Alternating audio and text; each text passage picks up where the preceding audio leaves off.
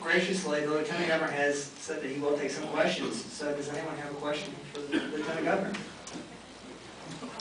Yes, please. All right. I don't want to put a damper on this wonderful meeting. We certainly appreciate the things that you've done for us.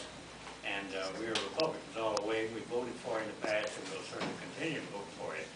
But I work with a lot of retired teachers, and you know the story on that, no raise at 2000 and all that sort of thing.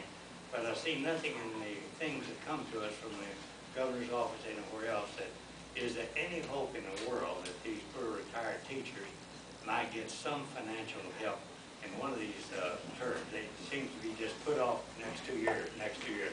If I weren't a retired Army colonel, I'd be almost on food stamps myself. I'm a former principal in Fort Worth, Texas. So, not trying to put you on the spot, but is there any hope at all? You bet. You bet, Colonel. The first thing I say when I sit down and I talk to teachers, and the last thing I say is I end up my comments.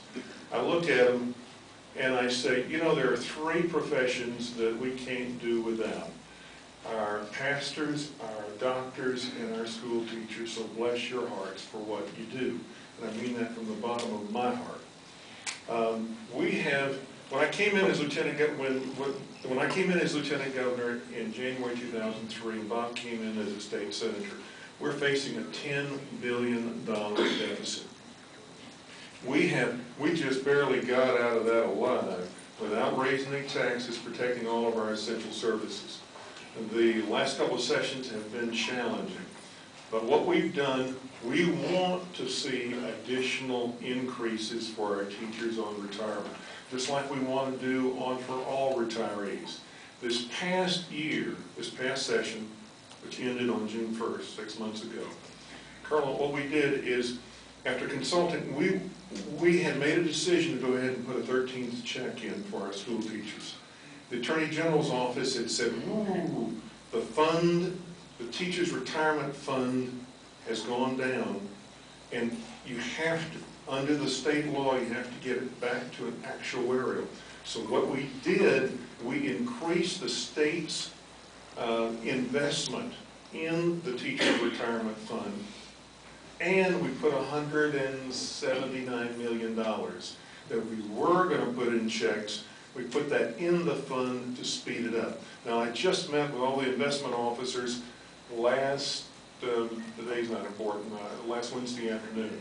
And the fund is doing better, so I think we're going to be, as we go into the 2011 session, it's my intention to accomplish just what you want to see. Senator, do you want to add? Well, just that we had what I called a perfect storm, and Senator Bob Duncan from Lubbock has really been at the forefront of the teacher retirement system. Stock market went down. There was that Social Security fiasco where teachers were penalized. You know, we didn't have any control of that. And the other said because of that, more teachers were retiring.